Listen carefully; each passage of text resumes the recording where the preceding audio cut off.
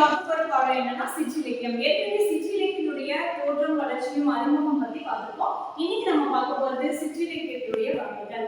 சிற்றிலக்கியம் அப்படின்னா சிறிய குறைந்த பாடல்களை உடைய நூல்கள் அப்படின்னு சொல்றோம். பேர் இலக்கியங்களுக்கு அப்புறம் சிற்றிலக்கியங்கள் தோன்றியதா படிக்கும். இப்போ என்ன பார்க்க போறோம்னா இதனுடைய வகைகள். ஆற்றுப்படை வகைகள்னு பார்க்கும்போது முதல்ல ஆற்றுப்படை.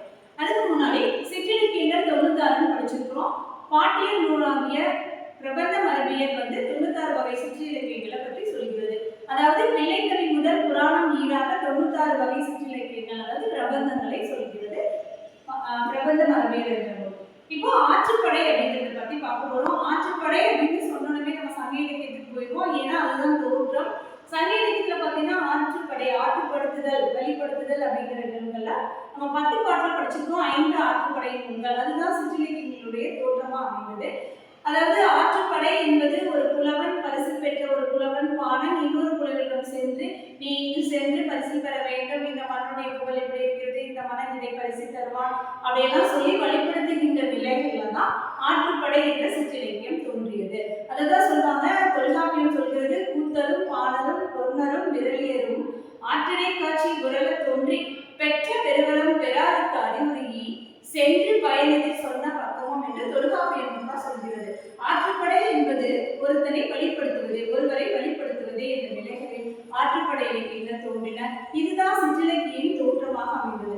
ஏறத்தாழ 20 ஆற்றுப்படை இலக்கியங்களை நம்ம பார்க்க முடியுது. புலவர் ஆற்றுப்படை, நெஞ்சு ஆற்றுப்படை, இறைவர் ஆற்றுப்படை என்று. ஆனா நம்ம 10 பாட்டில் பார்க்கும்போது 5 ஆற்றுப்படை நூல்களை ஏற்கனவே பார்க்கிறோம். திருமுருக ஆற்றுப்படை, பொன்னர் ஆற்றுப்படை, பெருமாள் ஆற்றுப்படை, சிறுபான் ஆற்றுப்படை, கூத்தர் ஆற்றுப்படை என்று சொல்லி இந்த திருமுருக ஆற்றுப்படை வந்து இறைவனிடம் வழிபடுத்துவது, மன்னனிடம் அல்லது புலவர்களிடம் வழிபடுத்துகின்ற, வள்ளலிடம் வழிபடுத்துகின்ற நிலைகளில் ஆற்றுப்படை இலக்கியங்கள் தோன்றின. அடுத்தது நம்ம பார்க்க போறது அந்தாதி.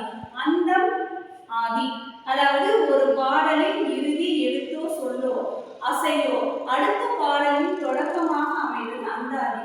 அப்படி பாடப்படுகின்ற நூல்களை தான் நம்ம வந்து அந்தாதின்னு சொல்றோம். அந்தம் ஆதியாக அமைவது என்று பொருள்.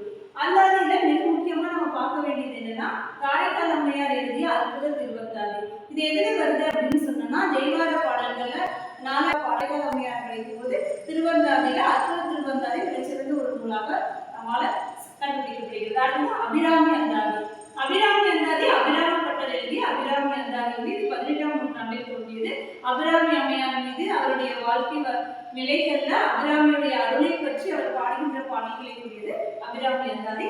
அதுக்கப்புறம் குட்டி திருவாசகம் திருக்கதுவை 18 அந்தாதியை நம்ம வந்து சொல்றோம். திருக்கருவை 18 அந்தாதி என்பது ஒரு பாடல்களை எப்படி அந்தாதி வகையில் அதுக்குரிய சிறப்பு என்ன அப்படின்னா வளர்ந்த பாண்டியன் என்பவர் அந்த பாடல்களை எழுதியிருப்பார். பாடலுடைய நிலைகளை பார்த்தீங்கன்னா அந்தாதியுடைய சிறப்பா சொல்கின்ற ஒரு நூலா அது அமைகிறது. அடுத்தது மாலை. மாலைன்னு சொன்னோடனே நம்ம என்னன்னா பூ மாலை எப்படி வந்து ஒரு பூக்களை எல்லாம் அமைக்கிற மாலை கட்டுகிறோமோ அது போல பல பாடல்களை எல்லாம் இணைத்து ஒரு பாடல் அமைப்புகள்ல இது மாலை என்று பெயர் பெறுகிறது. அந்தாதி மாலை, இரட்டை மணி மாலை, பல்சந்த மாலை என்று அந்தாதி தொடர்ந்து மாலை என்ற நூல்கள் இடம்பெறுகின்றன. இப்ப சில பல கோர்த்து கட்டப்பட்ட நிலைகள்ல தான் மாலை என்ற வகை அமைகிறது. 28 மாலை நூல்களை வந்து நம்ம பார்க்க முடிகிறது. அடுத்தது பதிகம். பதிகம் 10 பொருள். அதாவது 10 நம்ம பார்க்கிறோம். 10 அப்படின்னு சொல்லும் போது அந்த 10 பாட்டு நூல்கள்ல வரக்கூடிய இந்த 10 கடைசி நிலை, கடைசி பாடல் என்ன இருக்கும்னா அந்த மன்னன் யார், பரிசு பெற்றவர் யார், பாடியவர் யார், என்ன பரிசு பெற்றாங்க அப்படின்னு அதுதான் நம்ம பதிகம்னு சொல்றோம். பதிகம்னாவே 10 பொருள், 10 பாடல்களை உடையது. இப்ப தேவார பதிகங்கள் அனைத்துமே பார்த்தீங்கன்னா பதிக நிலைகள் தான் இருக்கும். 10 பாடல்களாக திருநீற்று பதிகம், அச்சப்பத்து, கோளறு பதிகம், தேவார பாடல்கள் இருக்கக்கூடியதெல்லாம் வந்து இந்த சிற்றிலக்கியங்களுடைய தோற்றத்தின் காரணமாகவும் வளர்ச்சியின் காரணமாகவும் நம்ம அங்க பார்க்க முடிகிறது. அடுத்தது கோவை. கோவைனா என்ன பொருள்னா வரிசை. வரிசையாக கட்டப்பட்ட நூல்களை அடங்கியது கோவைன்னு சொல்றோம். கோவை இலக்கியங்கள் பார்த்தீங்கன்னா 400 பாடல்கள், 10 பாடல்கள் இப்படி அமையப்பட்டிருக்கும். முதல்ல தோன்றிய கோவை பாண்டி கோவை. இப்போ மாணிக்கவாசகருடைய திருக்கோவையா மிகச்சிறந்த நூலாக சொல்லப்படுகிறது. சமீபத்தில் தற்காலத்துல தஞ்சை மாநகர் கோவை வந்து இறுதியாக வருகின்ற நிலைகளில் கோவை இலக்கியங்களை பெயர்கிறது. அடுத்ததாக உலா. உலான்னு சொன்னாவே தெரியும், தலைவனோ அல்லது தெய்வமோ உலா வரும்போது எழுபருவ மகளிரும் அந்த காட்சியை கண்டு அவன் மீது பற்று கொள்கின்ற காதல் கொண்ட நிலைகள்ல தான் அந்த உலான்னு சொல்றோம். இது கலைவன்பாய் அப்பால் ஏற்பட்டிருக்கிறது. திருவிழவை மருதூர் உலா, திருக்கைலாய நாயர் உலா தான் முதல் உலா.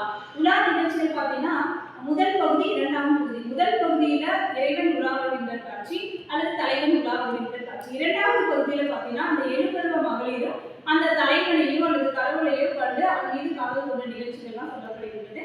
பேரை, பெருமை, மங்கை, மடந்தை, தெரிவை, பேரிடம்பெண் என்ற எழுபருவ மகளிர்களுடைய நிலைகளை மிகச் சிறப்பாக இந்த உலா இலக்கியங்கள் கூறுகின்றன. அடுத்தது பரணி. நாம் அனைவரும் அறிந்த ஒன்று என்னன்னா பரணி இலக்கியம், அதாவது 1000 யானைகளை கொன்ற ஒருவனுக்கு வகுப்பதுதான் பரணி. கலிங்கத்து பரணி தான் முதல் பரணி நூல் அப்படின்னு சொல்றோம். கலிங்கர் போரை பற்றி அதனுடைய சிறப்புகளை குறிக்கின்ற நிலைகள்ல கலிங்கத்து பரணி அமைகிறது. அடுத்தது களம்பகம். களம் கூட்டல் பகம் அப்படின்னு பிரிக்கும் போது 12 கூட்டல் 6 18 பகுதிகளை உடையது களம்பகம் அப்படின்னு படிக்கிறோம். களம்பு கூட்டல் அகம் அப்படின்னு பிரிச்சோம் அப்படின்னு சொன்னா களம், அதாவது அகப்பொருள் பற்றிய நிலைகளை சொல்லப்படுகின்ற நிலைகள்ல இது அமைகிறது. நந்தி களம்பகம் அப்படிங்கிறது தான் முதல் களம்பகம் நூல். ஏற்கனவே நம்ம படிச்சிருக்கோம். நந்தி களம்பகத்தை படிக்கும் போது நந்தி களம்பக நூலுக்காக தன் வீரையும் மாய்த்தவன், தமிழுக்காக தன் வீரையும் மாய்த்தவன் நந்தி அப்படின்னு சொல்லிட்டு களம்பக நூலுடைய சிறப்பு தான். இதுவரை சில சிற்றிலக்கியங்களுடைய வகைகளை பற்றி பார்த்தோம். அடுத்த வகுப்பில் இன்னும் இருக்கின்ற சில சிற்றிலக்கிய வகைகளை பற்றி பார்ப்போம். நன்றி, வணக்கம்.